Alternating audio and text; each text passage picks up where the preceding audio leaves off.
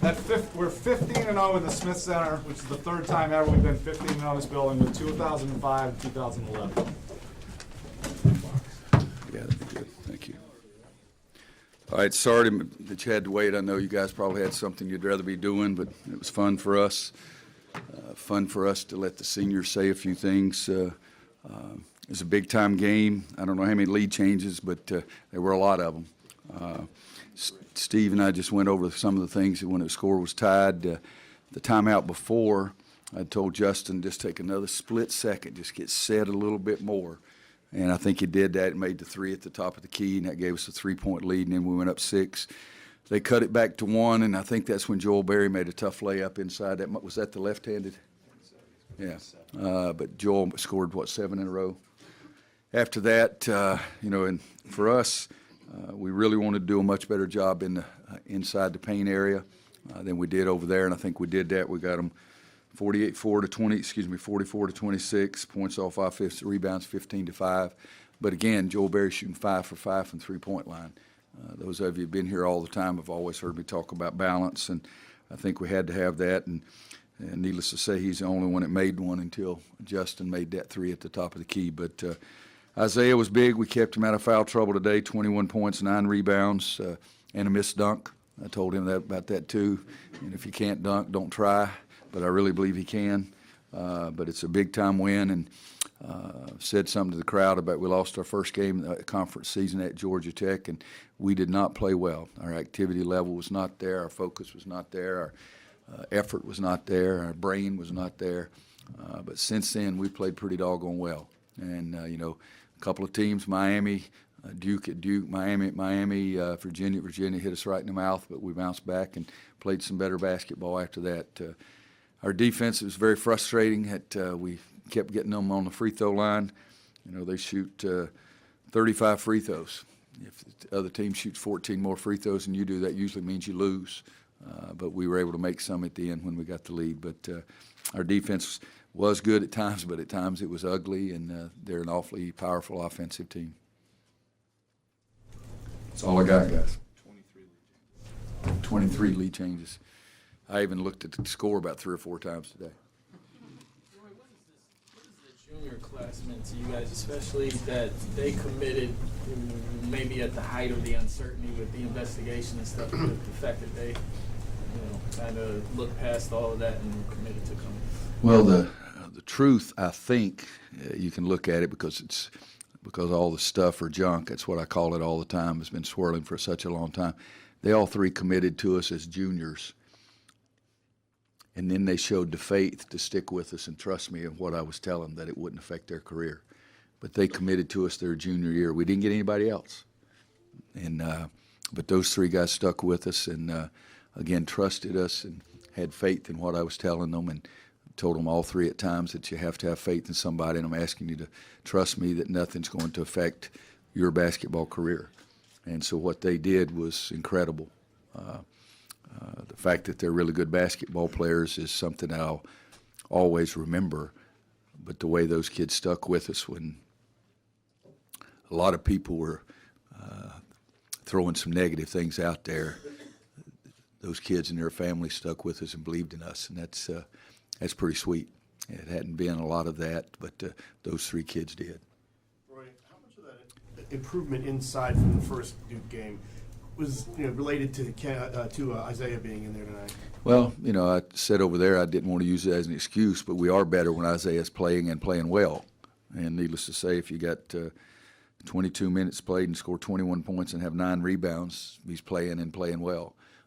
But I screamed at him at one time when Jason Tatum takes one dribble and drives in and lays it up, because it's a hard matchup, but he's good enough to do it. But he was big for us tonight, and that area of the court was big for us, and they did a better job over at their place than we did. How big were Tony and Luke, and especially that stretch in the second half? In stretch there, I think even around Justin's 3, I think Steve said this, he had 2 or 3 really good assists. I told him, I said, Luke got open because he set a great screen, and everybody was so focused on Justin. Justin threw him the ball for a layup. But both of them worked on the boards, and Tony jumped up, knocked in his free throw jumper. We work on every day in practice, and so they were big for us, yes. I think 8 and 8, is that what it was? Yeah, Tony had 8 points, Luke had 8 points, 4 rebounds, 3 rebounds, and Luke even had 2 assists. Roy, in the game over at Cameron, your team struggled to make enough plays down the stretch. That wasn't the case tonight. Did anything change? Was this some maturation? Well, the ball went in the basket. It was easier. You know, we did miss, I think Joel missed the free throw, but I think that's the only one that we missed down the stretch. So they made plays. You know, you have to give Duke credit. At Duke, they made plays and we didn't. So it wasn't just us not making plays. And tonight, I think we made some. And to me, I think Justin's 3 and then Joel's, and I think it was the left-handed layup, but I'm not sure when it was cut to 1. I think those were 2 huge plays for us. So we did make some plays. But you know what? Big-time players got to make big-time plays in big-time games. Well, it's been a while since Joel had scored quite as well as he did tonight. Did you see anything different than him in the days leading up to this? Or did you sense this kind of thing coming, or what do you think it was?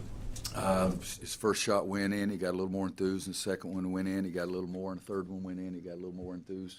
And in the second half, I don't think he shot very much in the second half. He didn't shoot a single 3 in the second half. So they were trying to crowd him at the three-point line, and so he took it to the basket and made a couple of layups for us, too. He did not cool off after you took him out after his third 3, but did you ever worry about picking No, him out shoot. with a hot streak? Or? No, because he had played, that was it. The 12-minute timeout, he'd been there in there over 8 minutes. I'd rather have a fresh guy than a guy that's sucking wind out there. Roy, besides the emphasis on the inside, you also seem to do a better job defending the 3, getting out or running them off the line. Can you talk a little bit about how? Well, that was one of our 3 biggest emphasis. I mean, they made 13 threes in Durham. We made 4. I mean, outscored us by 27 points. It was hard for us to make that up at the inside play. So it was a huge factor for us. And in the second half, because they didn't seem to shoot it as well. Some of them were open too, but I think we did bother them. They were 3 for 11 in the second half. But that was one of the 3 biggest emphasis we had. A little more effort and a little more intelligence. You know, over there, we'd got to start penetrating. We would run off and leave a 3-point shooter. That was 2 of them. One time we didn't help her on the weak side. That was another one. Twice they looked us eye and faked, looked down at our feet and jumped up and shot it right in our face. I don't think they made any of those today.